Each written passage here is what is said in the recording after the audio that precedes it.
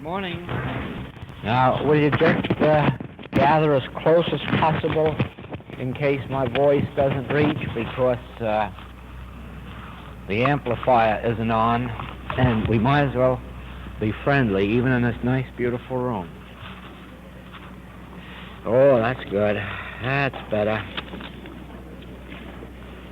That's better. Now, let's have fun.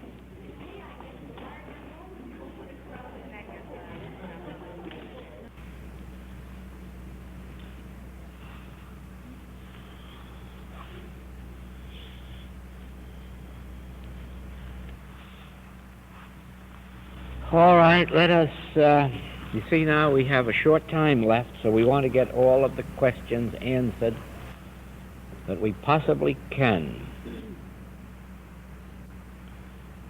Can we have the spirit of truth before we know the letter of truth, and how will we know it? Yes, there are people, many, many people on earth who never know the letter of truth. Yet they have the spirit of truth. They have the actual consciousness. They have the actual awareness of it. You may be assured of this, that every mystic, and by that I mean every religious revelator who has ever lived, has had the spirit of truth before they had the letter of truth. They had the spirit, they knew the what and the why and the wherefore, they had the feel, but they did not know it in such a way as to voice it or express it or teach it. The spirit with the born mystic comes before a knowledge of the letter.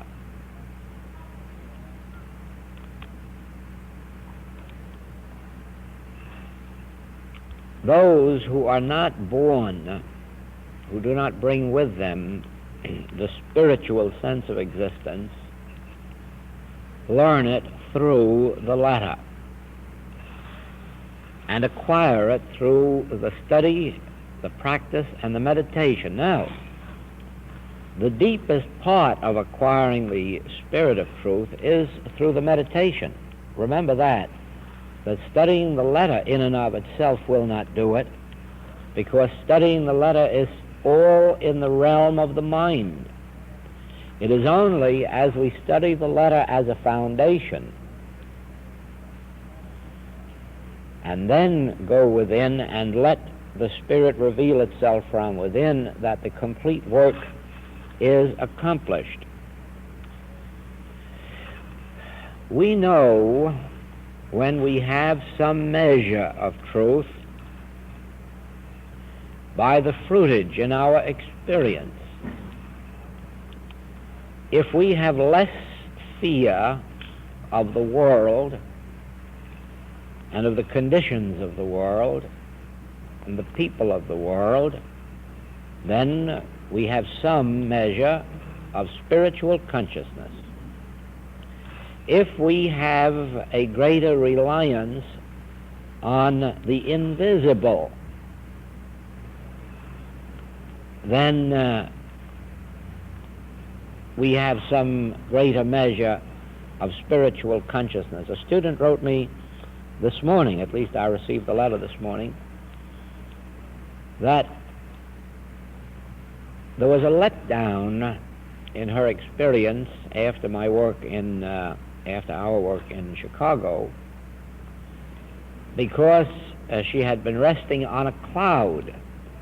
And wouldn't it be nice if we had something more substantial than a cloud to hold us up? And then immediately she caught the mistake of what she had been writing and said, oh, I see, we aren't even entitled to a cloud to rest on, since he hangeth the world on nothing. Do you see that? Do you see that as long as you're clinging to things or to thoughts, you're still clinging to something in the realm of effect?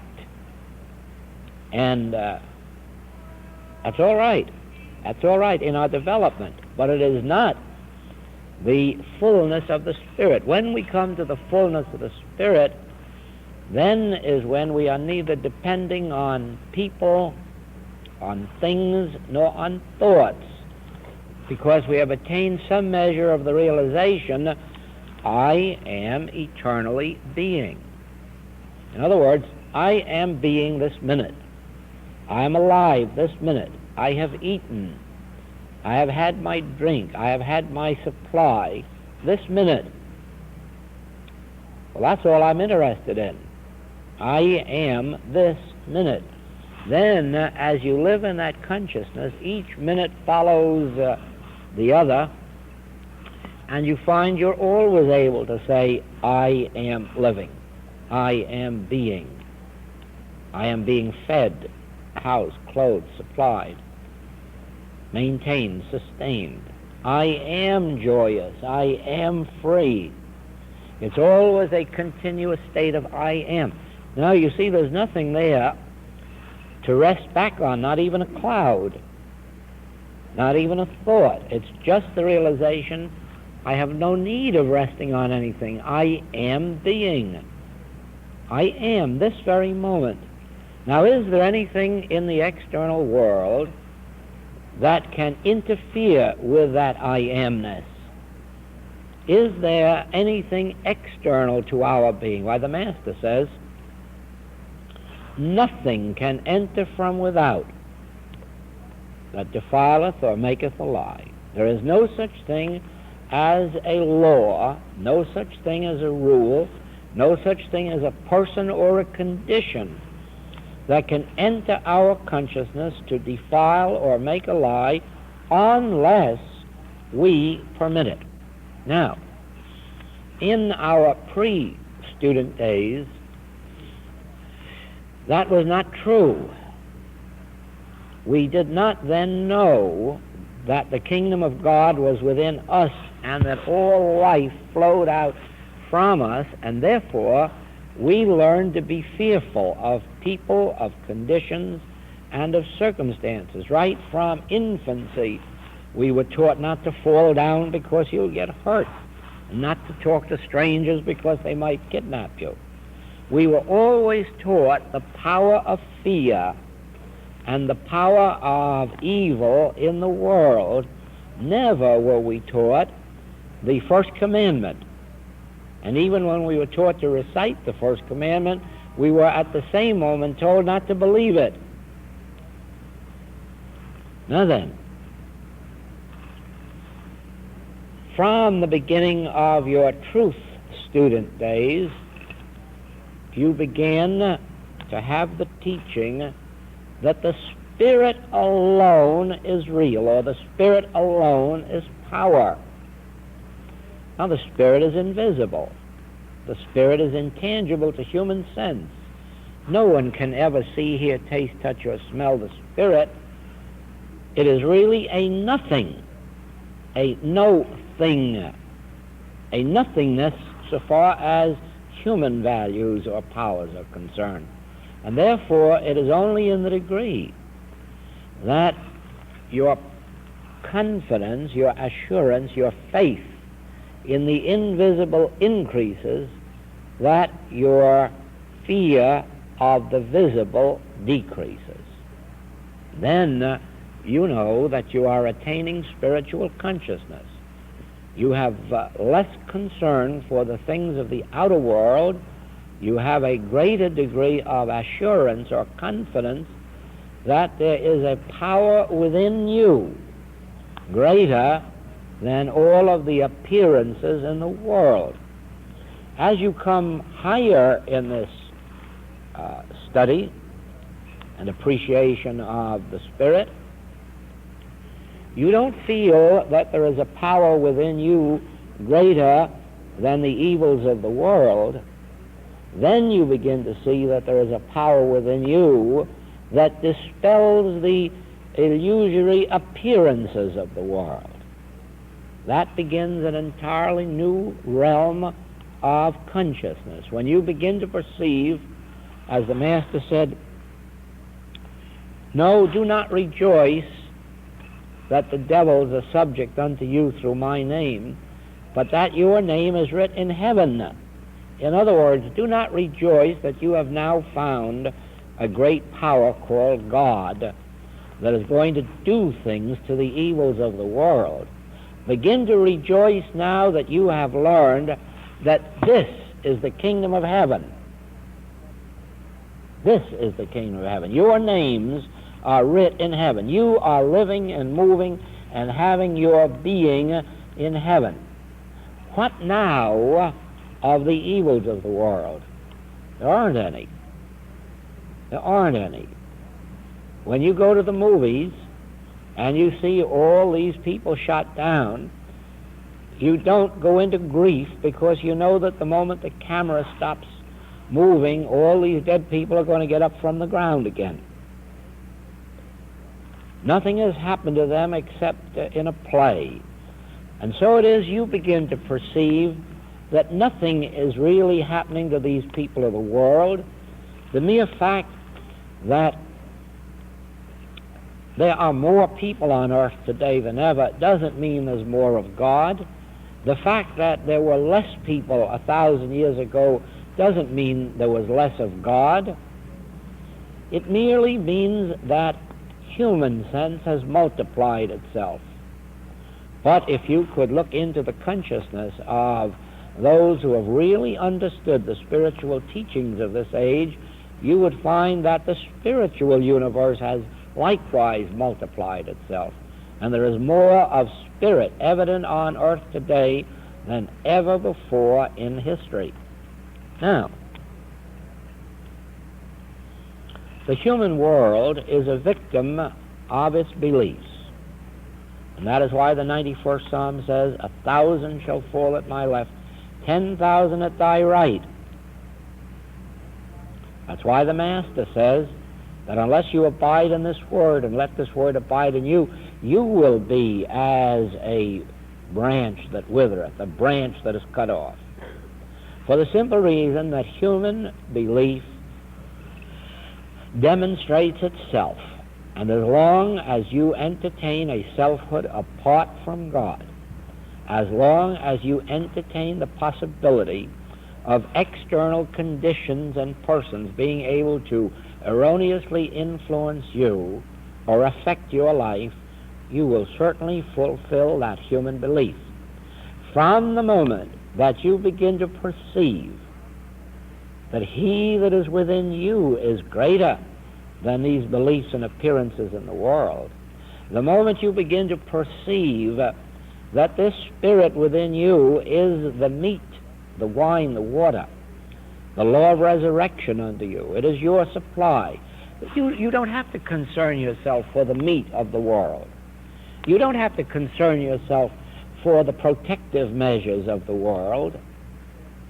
Once you begin to perceive that, you are then advancing in spiritual consciousness, and your life will show it forth.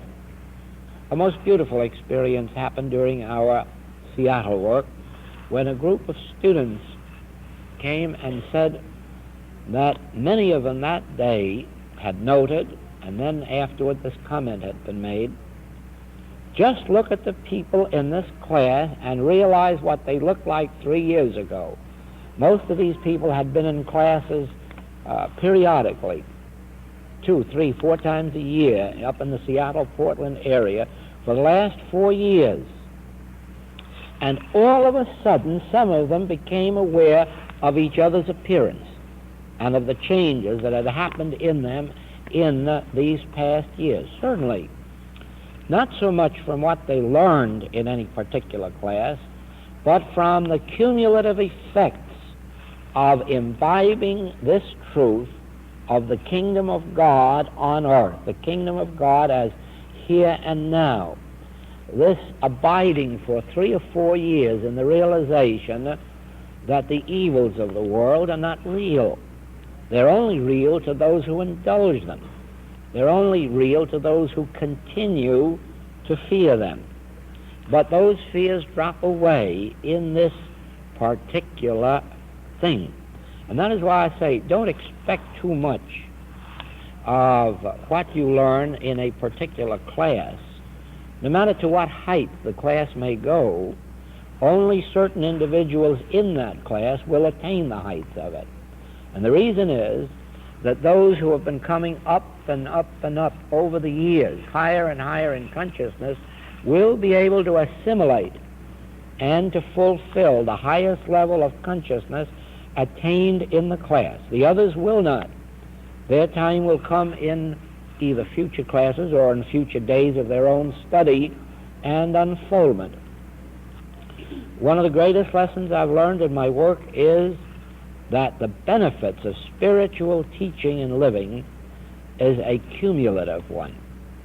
It is something that takes place as you imbibe these truths, live with them, meditate on them, practice them, that over a period of time they begin to show forth their fruitage in your experience. Healings, individual healings of physical, mental, moral, financial things may come instantly. But don't even be too excited about those, because they're the lesser things of this work. The greater things is the development of this spiritual consciousness. Now, actually, time isn't an element, but the unfolding of consciousness is an element. But it is the unfolding of consciousness that appears to us as the passage of time. We have a spiritual elevation today and another one tomorrow, and then we think of the 24 hours that elapsed. The 24 hours that elapsed had nothing to do with it. It was the period of unfoldment taking place within us that determined the experience and the depth of the experience. And so it is we know whether we are unfolding spiritually in proportion as we are losing the fear and confidence in the things of the external world and are gaining a greater awareness, reliance, dependence, and demonstration on the spiritual realities within. In proportion as we know that I am this moment. That's not dependent on you. That's not dependent on even a God. It's just dependent on the fact that because God is, I am. I already am. I am this moment. And if I abide in my I amness, that will be the perpetual state of my being. The very moment that I hope or expect a good in the future, even if that future is 1 hour from now, I lose the benefits of my I amness. I make an impossibility of spiritual demonstration. There can be no spiritual demonstration in the future. All spiritual demonstration has to take place now. It has to take place in the realization of amness, not will-be-ness, or should be, or deserve to be. All spiritual demonstration has its foundation in the two words, I am. That which I am seeking, I am. All that God is, I am. All that I should ever be, I am. Eternality is the present state of my being. Immortality is the present state of my being. Infinity is the present state of my being. Why? Because all that God is, I am. I and the Father are one. Son, all that I have is thine. What is I? Within yourself say it, I. I. All that I is, you are. And that I is God. That I is the infinity of being. That I is your consciousness. That I is the creative principle of your experience. And all that I is, you are. And that I is right now. That I is amming right now. I am means right now. I am. Now are we the sons of God. Now are we. When we awaken to that truth, we will see ourselves as we are now. Not as we should be, as we are now in truth. As we awaken to what we are now, we will find that right now we are all-inclusive being, and that we include the infinity, the infinite nature of God, the infinity of life, truth, love, spirit, wholeness, completeness. Do not try to translate that into terms of dollars or houses or employments. Be satisfied to keep your conversation in heaven, and then witness the unfolding of spiritual reality as your daily experience.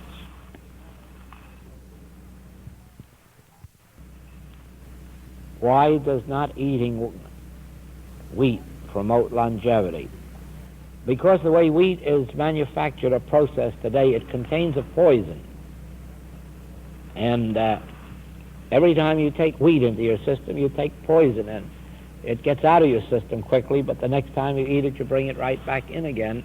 And then beside that, all of the food value has been removed from the wheat before you get it to eat, so that you only get the husks.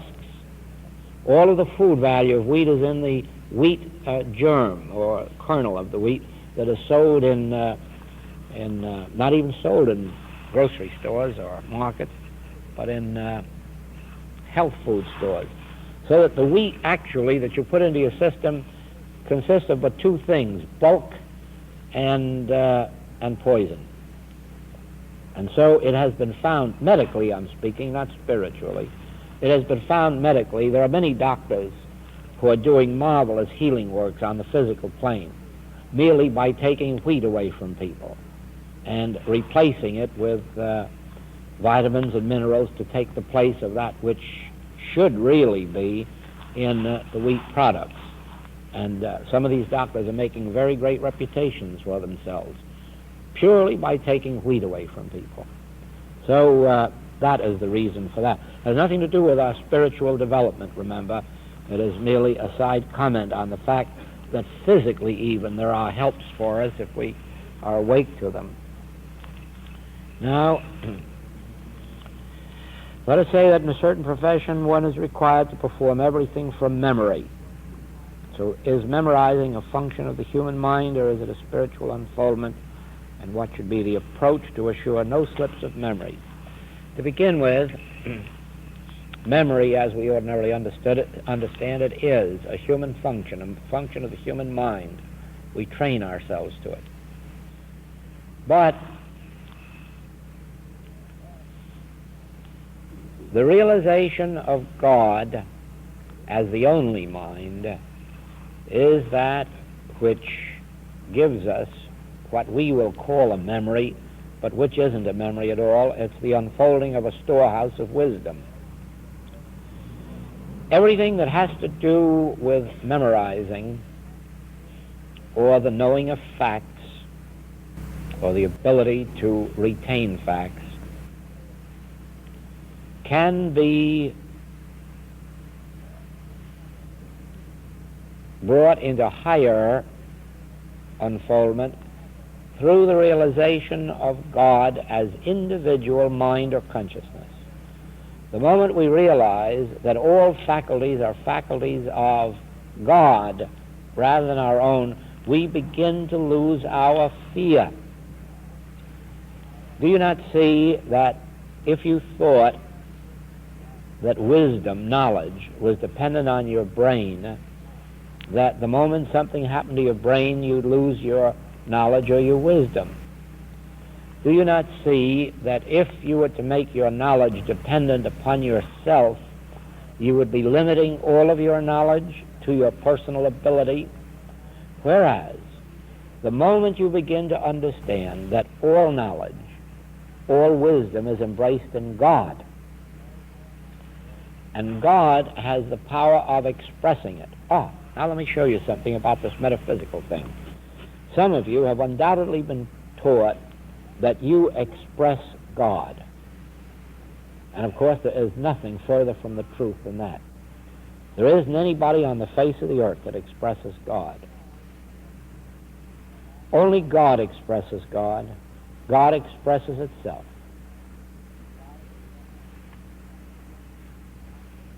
You may be that expression,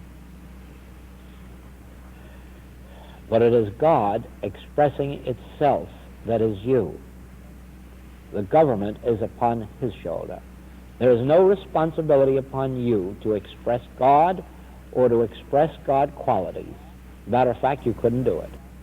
You cannot be loving. You cannot be just. You cannot be merciful. You cannot be kind. You cannot be sweet. You cannot be gentle. It's just an impossibility. Only God can be these things. And God is those things, and you are the vehicle or instrument through which or as which God expresses those things. But all the glory belongs to God, not to you or to me. Jesus says, "Why callest thou me good? There is but one good, the Father in heaven." Now, the moment that someone puts a responsibility upon you to be more loving or more generous or more grateful or more kind or more cooperative, just know this: they are not functioning from the spiritual level of life, but from the psychological level, which is always one of self-improvement with a small s, as if you really could improve yourself. Oh, to a certain extent, it can be done, but always on the human level. As a matter of fact, the moment you realize that God is love, and God is expressing love, God is life, and God is expressing life, God is soul, and God is expressing itself, God is infinite wisdom, and God is forever expressing itself, there's no more responsibility on your shoulder to memorize, no more responsibility on your shoulder to take any personal responsibility for anything. You relax and you let the government be upon its shoulder. Then you only become obedient to the directions given you. In other words, when someone calls upon you for help, the responsibility is yours to sit down and go through whatever motions of giving help you understand.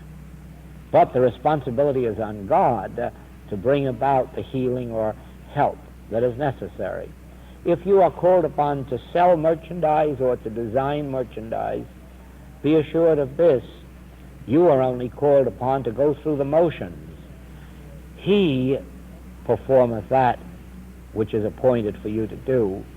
He perfecteth that which concerneth you. You merely go through the motions. You merely come up on a platform if you're sent for, and you sit there or stand there and then open your mouth and let something come out.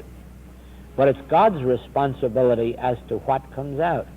You might know this, that sitting right here where I am, that it isn't I who am electing what to say to you or what to teach or what to reveal. It is you drawing it out from me at your level of consciousness. And there are days when you are in a higher state of upliftment and you draw forth a higher form of unfoldment.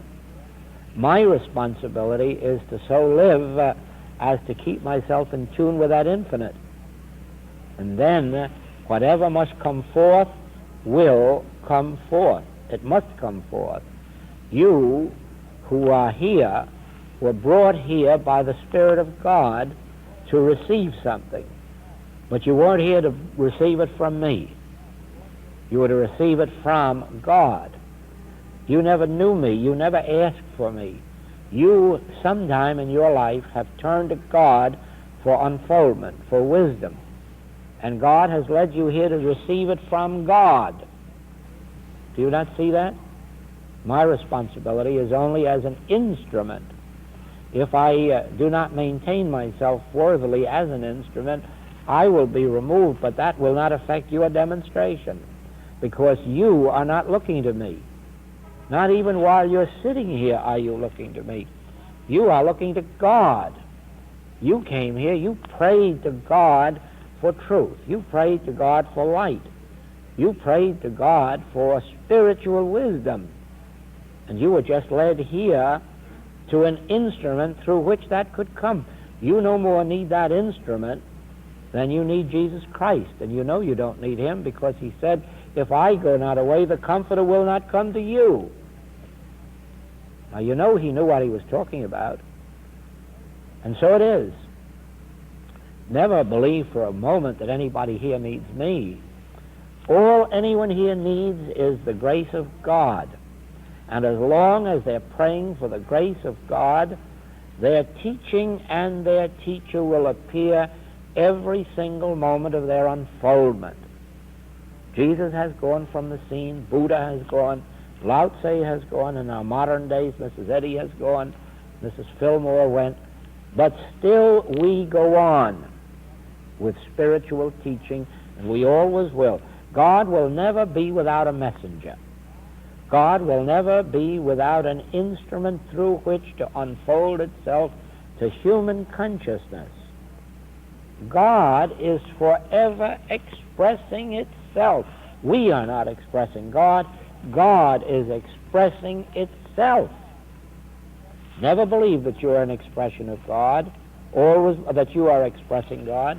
Always understand that God is expressing itself, and the government is upon God's shoulder to reveal itself to you. All you have to do is to remain steadfast in praying to God to reveal itself to you. And then, if a messenger is needed, God will raise up a messenger for you. If not, God will reveal itself in your individual consciousness without the help of any human instrument. Now, so it is.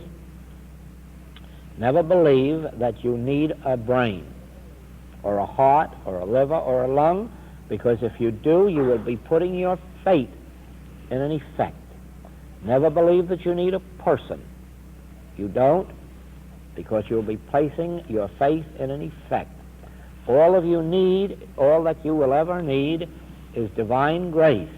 And when you have divine grace, you'll have a spiritual teacher or teaching, you'll have your memory, you'll have your wisdom, you'll have your life, you'll have your inventive skill, you'll have your musical skill, your art, your literature, whatever it is that is your particular experience on this plane, you will have, as long as your total reliance is on the infinite invisible, as long as you are not placing yourself at the mercy of man whose breath is in his nostril, or some effect, whether that effect may be a brain, a heart, a liver, or lung.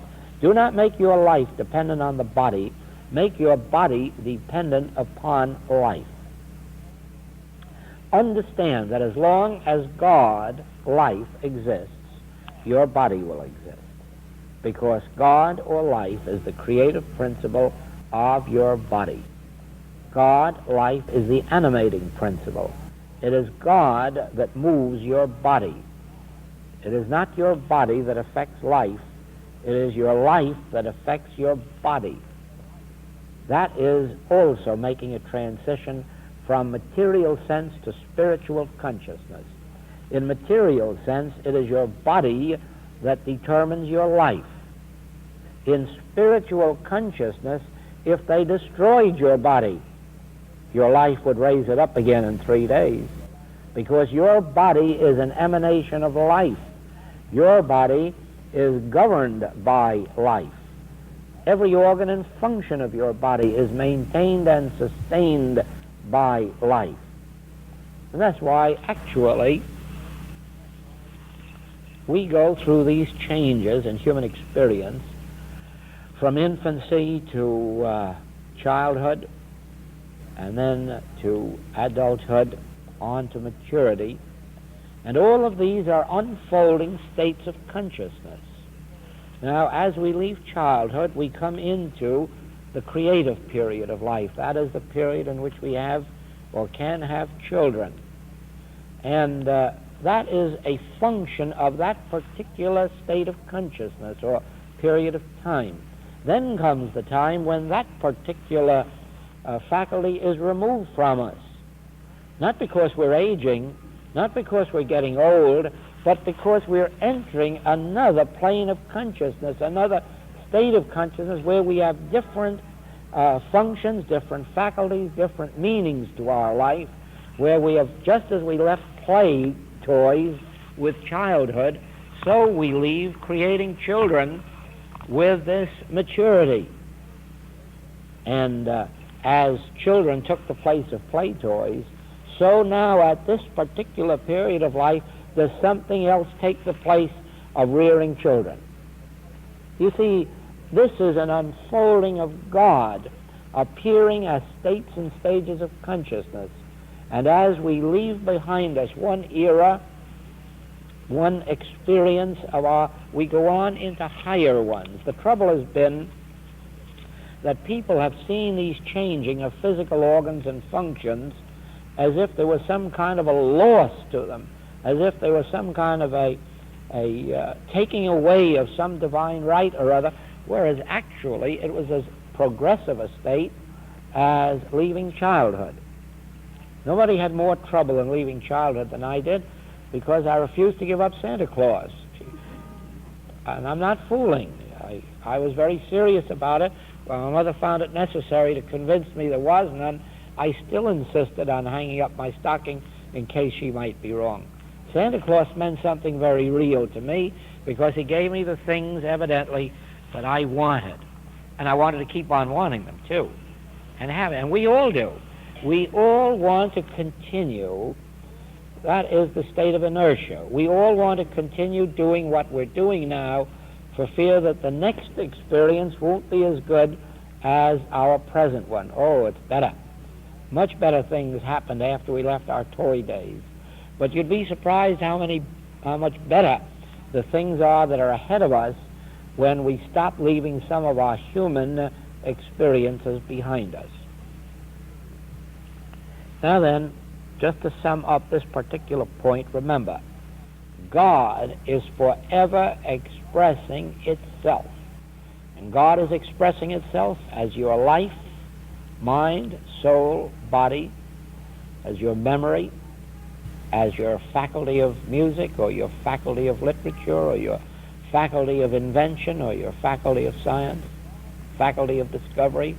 God is expressing itself in those infinite ways, and all we can do is be an instrument. Now,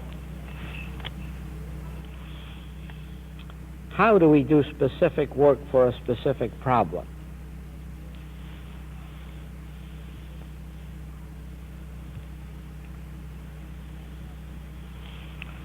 That subject is covered under the subjects of the titles of treatment, prayer, meditation, communion in all of the writings. Actually, we have been doing specific work for specific problems at every one of our sessions. How to do specific work? Through treatment, through prayer, through communion, through meditation. You learn to take each problem and then drop the problem and begin to understand the truth about it. Every treatment begins with the word God. This subject takes up so much time or space that it would require the writing again of 20 books.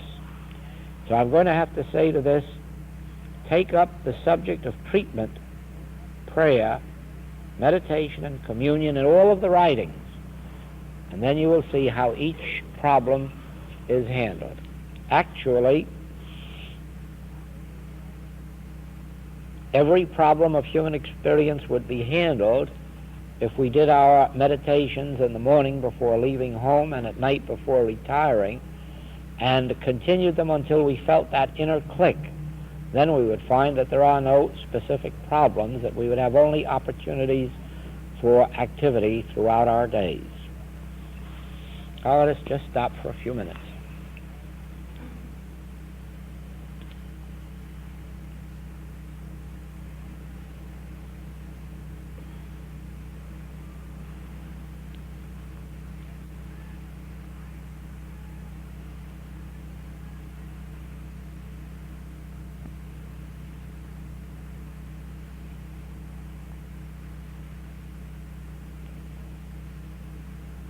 Yes? Now,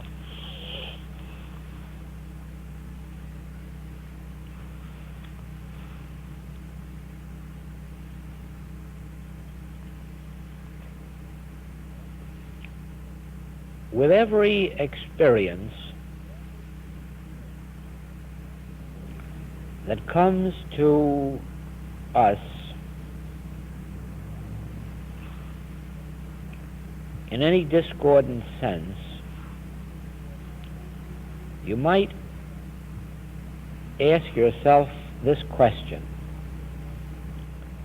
has it something to do with I, me, or mine? And very often you will find that just answering that solves the entire problem. You will find that most problems drop away the very moment that you recognize that they are personal. Why?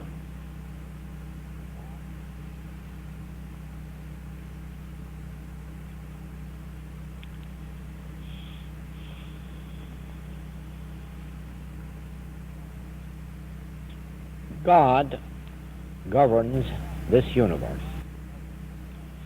God is the law, the substance, the activity of this universe. The responsibility for this universe is on God's shoulder. And the moment you permit the word I, me, or mine to enter, you are interfering with the prerogative of God, and you recognize it. And then you say, oh, wait a minute. I have been allowing myself to get involved in this instead of letting God operate. Or, does this concern me or mine? Then also it must be a function of God. Anything that enables you to drop the personal sense of responsibility will help to dissolve the problem. And I have found this helpful, that the moment I found myself getting tangled or embroiled in some problem, that if I could bring to conscious remembrance, now wait a minute, does this involve me or mine? Yes, it does. Well, then what have I got to do with it? And I have felt a sense of release, a relaxing from it. You see, there is nothing concerning me or mine that is not under the jurisdiction of God. Then why do I have to be concerned with it? Is there anything that can enter your life or mine for which there isn't a God law, a God substance, a God activity? Is there anything that can enter our experience that couldn't better be handled by this infinite invisible than we personally could handle it? Is there anything that can come into our experience that the all-knowing mind doesn't understand and that the all-loving love doesn't provide for? And so you see, the very moment we say I, me, mine, the problem becomes a little bit ridiculous. And in that degree, we are enabled to release ourselves from it and watch the divine energy, the divine influence, the divine wisdom, the divine will. Nevertheless, not my will, but thine be done. And this actually acts as a marvelous treatment. Just the realization, is this concerning I, me, or mine? And then that sense of release that comes.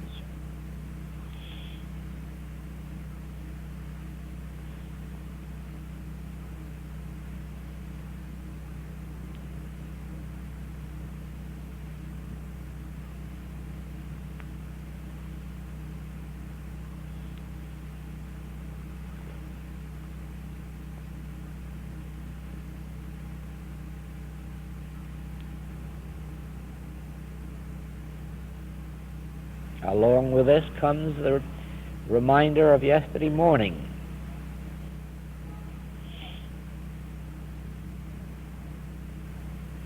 Are we turning to God, Spirit, for something that is of a purely material nature? And if we are, can we expect an answer?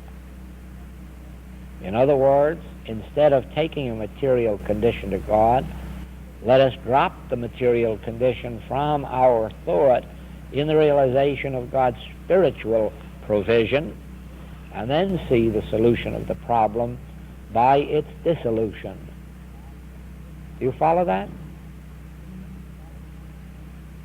If I were to pray for a book, I do not expect that I would get it. If I were to pray for wisdom, I would most normally see it appear as a book from which I would gain that wisdom. Not necessarily the wisdom could come directly to my consciousness without a book, but I do know that from the past, in my earlier years when this Infinite Way message was unfolding, and many things were coming to me that I couldn't accept or believe or realize, that I prayed and prayed and prayed for wisdom. I prayed for light. I prayed for illumination. And what happened was that I was usually led into bookstores and found books on the shelf. I have found many books there for 5 cents a piece that have meant more to me than a whole library full of books, because I was led right to the place where that book was at the particular time when it was needed in my experience. You'll never know how hard I have prayed in my life for wisdom, spiritual light, for an understanding of God, because I had a void, I had a vacuum, I had a lack. And I had to pray hard. And you'd be surprised how many wonderful books came my way, and how many wonderful teachers, how many wonderful people who had something to contribute from their experience or from their storehouse of wisdom and knowledge. You'd be surprised how many different directions wisdom has come into my experience, not praying for books or teachers, but praying for light, for wisdom, for guidance, for grace, for spiritual truth, and then finding the most wonderful books placed in my hands, or meeting the most wonderful people to share some of their experiences with me. And so it is. Don't pray for the material manifestation of anything. Pray for the spiritual reality. Pray for divine grace. Pray for spiritual consciousness, spiritual illumination. Pray for an understanding of spiritual law. Pray for the grace to live in accord with spiritual law. Keep your prayers entirely on a spiritual level, and you'll be surprised how many times they will appear in books, people, dollar bills, homes, or whatever else the human need may be at the moment. But since we do not know what things we have need of, we really don't know. There isn't anyone in this room who knows what they need an hour from now. You may have a concept, you may have an idea of something you believe you need. That may not be your need at all. Maybe something far different than that, just as no one can possibly outline the way their lives, the direction their lives should take. Why? Because most people are living misfit lives. In other words, they have fitted their lives into their old human scheme, and now they're trying to live spiritually, but still keep the pattern of their old human existence, and not realizing that that pattern is being broken up. So it is, to pray for spiritual wisdom will break up the material pattern and form this new temple. This new temple not made with hands, eternal in the heavens. Remember that the object of our work is the revelation of John. That new temple, that new body, that new human experience, but not the one made with hands, not the one that we fashioned out of the activity of our minds or human will or human destiny, but the breaking of that pattern and the perceiving of the vision of the mount.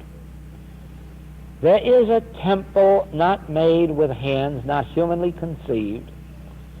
There is a body and there is a life for each one of us that has nothing to do with the life that we have humanly conceived it to be, or the pattern in which we have molded ourselves.